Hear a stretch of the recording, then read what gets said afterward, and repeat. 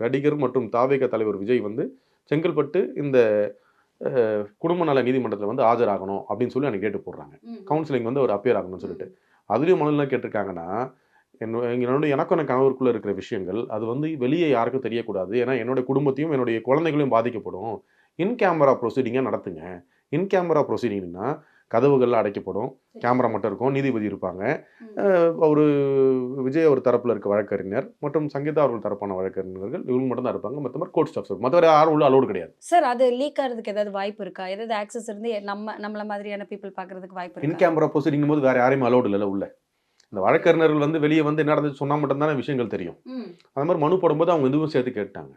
ஏன்னா அவரும் வந்து ஒரு பெரிய நடிகர், உச்ச கட்டத்தில் இருக்க நடிகர். அது மட்டும் இல்லாமல் ஒரு பெரிய கட்சியை வந்து இன்னைக்கு ஆரம்பிச்சு எந்த ஒரு பதவியிலையும் இல்லாமல் ஒரு பெரிய கட்சியோ ஒரு எவ்வளவு எனக்கு பின்னாடி என்னுடைய ரசிகர்களாக நீங்கள் ரசிகராக எடுத்துக்கங்க, இல்லை வந்து தொடராக எடுத்துக்கங்க, என் பின்னாடி ஒரு கூட்டம் இருக்குன்னு சொல்லி காமிச்சிட்டார்.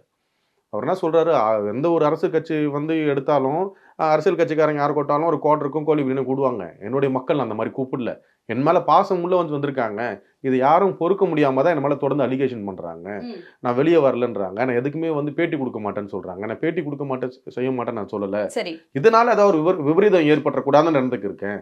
நானும் வந்து முதிர்ச்சியான அரசியல்வாதிகளா இருக்கணும் அப்படின்னு நினைச்சாங்க. முதிர்ச்சியான அரசியல்வாதிகள் எல்லாருமே வந்து பாதகமான செயல்கள் செய்றீங்க, எனக்கு அந்த மாதிரி பாதகமான செயல்லாம் எனக்கு செய்ய தெரியாது, நான் வந்து பியூரான பாலிடிக்ஸ் பண்ண வந்திருக்கேன் அப்படின்னு சொல்றாரு அவர் மேடையில. அப்போ இப்படி சொல்றவருடைய குடும்ப வாழ்க்கையை வந்து வெளியே வந்து லீக் பண்ணணும்னு அவசியம் கிடையாதுல்ல. நான் வந்து ஏதாவது ஒரு வகையில எப்படியாவது ஒரு வகையில வந்து உங்களை காலி பண்ணணும். இப்ப லீக் பண்றதுக்கு என்ன காரணம்? இப்ப திடீர்னு ஒரு 3 நாட்களுக்கு முன்னாடி தான் ஒரு மாநாடுல பேசியிருக்கிறாரு. தொடர்ந்து விஜய் அவர்கள் என்ன பேசினாலும் அது பூம் ஆயிட்டு தான் இருக்கு. விஜய் இது சொல்லிட்டாரு, அது சொல்லிட்டாரு அப்படிங்கிற மாதிரி.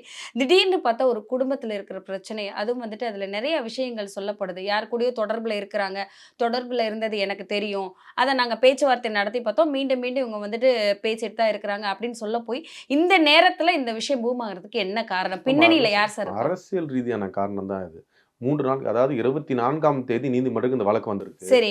அவங்க வந்து விஜய் அவர்களை வந்து 20ஆம் தேதி ஏப்ரல் அன்னைக்கு நீதிமன்றத்தில் ஆஜராகணும்னு சொல்லி தேதி சொல்லி ஒத்து வச்சிருக்காங்க அந்த வழக்கை.